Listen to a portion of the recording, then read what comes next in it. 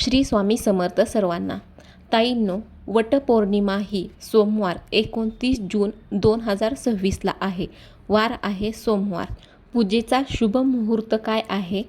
चुकूनही कोणत्या वेळेत पूजा करायची नाही. राहुकाळ कधी आहे? हीच संपूर्ण माहिती आपण आजच्या व्हिडिओतून पाहणार आहोत. तर व्हिडिओला स्किप न करता शेवटपर्यंत नक्की पहा. ताईंनो, विवाहित महिलांसाठी अत्यंत महत्त्वाचा आणि पवित्र मानला जाणारा वटपौर्णिमा हा सण हा 29 जूनला आहे.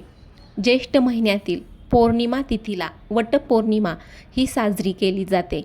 या दिवशी महिला ह्या आपल्या पतीच्या दीर्घायुष्यासाठी आणि 7 जन्माच्या साथीसाठी वडाच्या झाडाची पूजा करतात आणि उपवास देखील करतात.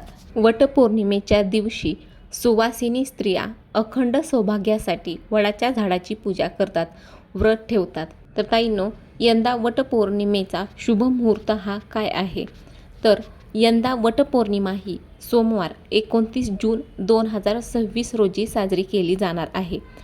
पौर्णिमा तिथी ही प्रारंभ होत आहे 29 जून 2026 रोजी पहाटे 3:07 आणि पौर्णिमा तिथी समाप्ती होत आहे 30 जून 2026 रोजी पहाटे 5:27 पूजेचा सर्वोत्तम मुहूर्त हा 29 जून रोजी सकाळी 6:30 ते दुपारी 12:30 या वेळेत पूजेचा शुभ मुहूर्त हा आहे. योग्य पूजा वेळ ही पूजेसाठी सर्वोत्तम आणि अत्यंत फलदायी वेळ हा सकाळी 6:30 ते 12:30 पर्यंतचा आहे.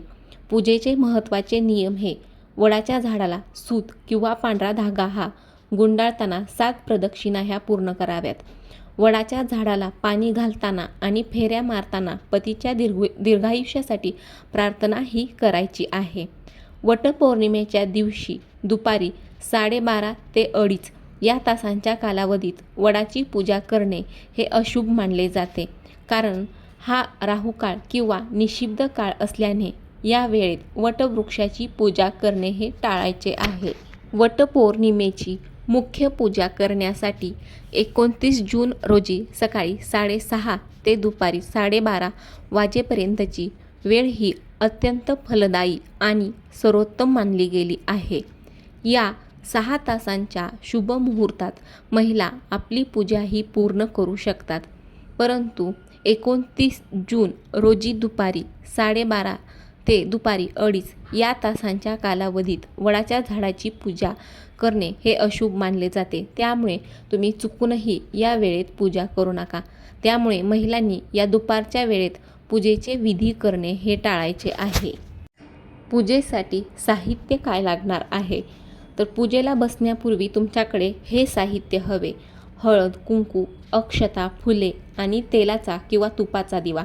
वडाच्या झाडाला गुंडाळण्यासाठी पांढरा सुती धागा किंवा पवित्र रक्षासूत्र, बांगड्या, मंगळसूत्र आणि सौभाग्याचे इतर अलंकार, विड्यांची पाने, पाण्याने भरलेला तांब्याचा कलश, आंबे आणि इतर 5 प्रकारची फळे हवेत. अशा पद्धतीने तुमच्याकडे पूजा करण्याअगोदर हे साहित्य लागणार आहे.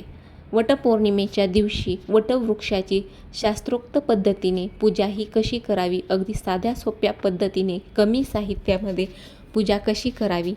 तर या दिवशी महिलांनी सूर्योदयापूर्वी उठून पवित्र स्नान करावे आणि पारंपरिक सुवासिक वस्त्रे व सौभाग्य लेणीही परिधान करावीत. त्यानंतर वडाच्या झाडाजवळ जाऊन सर्वप्रथम झाडाला पाणी अर्पण करावे.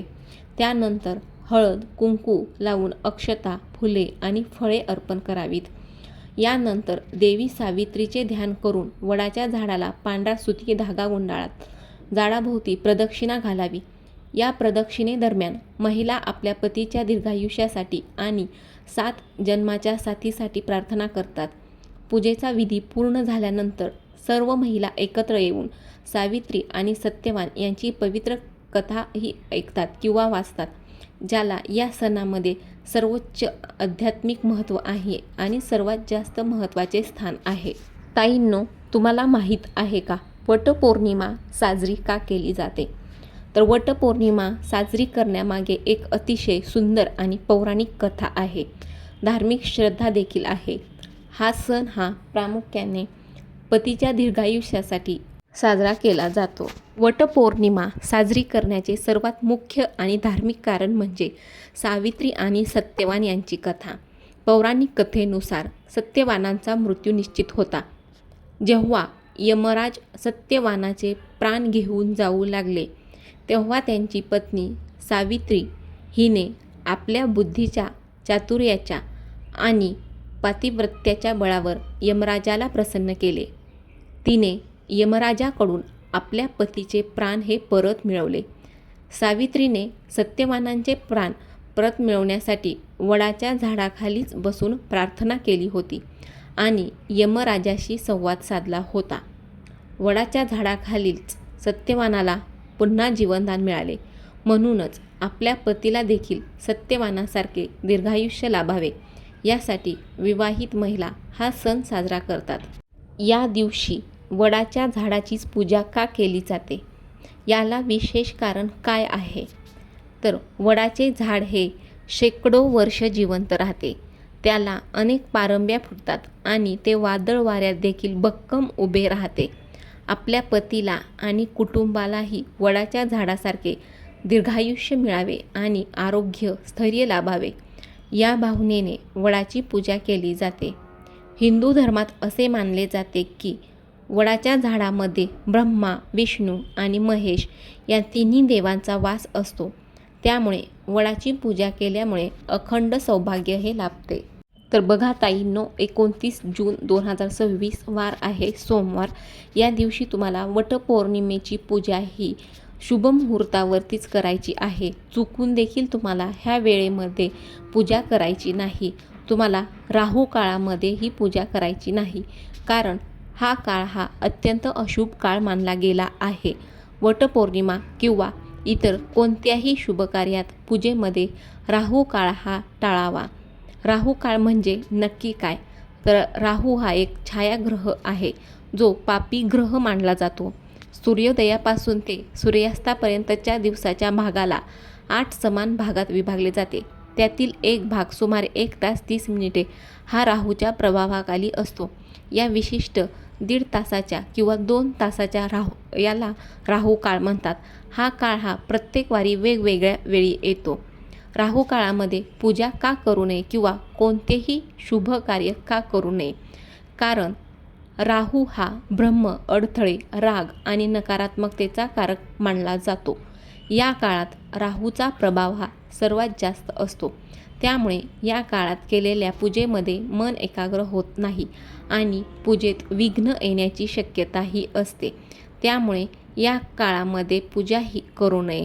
शास्त्रानुसार राहू काळात अशा वेळी केलेली सात्विक पूजा किंवा शुभ संकल्प हे पूर्णत्वास जाण्यात अडचणी येतात.